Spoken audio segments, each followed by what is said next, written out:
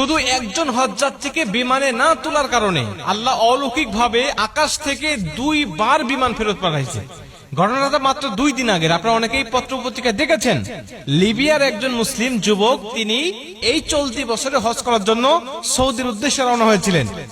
উনি যখন immigration pass করে, বোর্ডিং পাস করে যখন তিনি চলে আসছেন বিমানে উঠবেন, সর্বশেষ যাত্রী তিনি বিমানে ওঠার জন্য, উনি যখন উঠবেন তখন সিকিউরিটি গার্ড তাকে বলছেন যে আপনার পাসপোর্ট জনিত সিকিউরিটি ইস্যু রয়েছে, এর কারণে আপনি বিমানে উঠতে পারবেন না, আপনার হজে যাওয়া হবে না।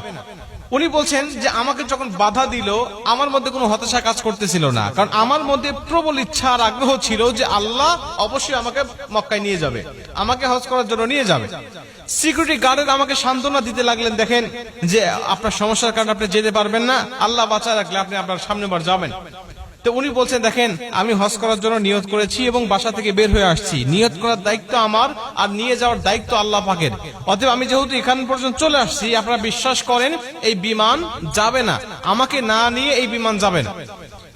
উনি কথাটা বলতে বলতে বিমান স্টার্ট হয়ে গেছে, দরজা বন্ধ করে দিয়ে চলে গেছে।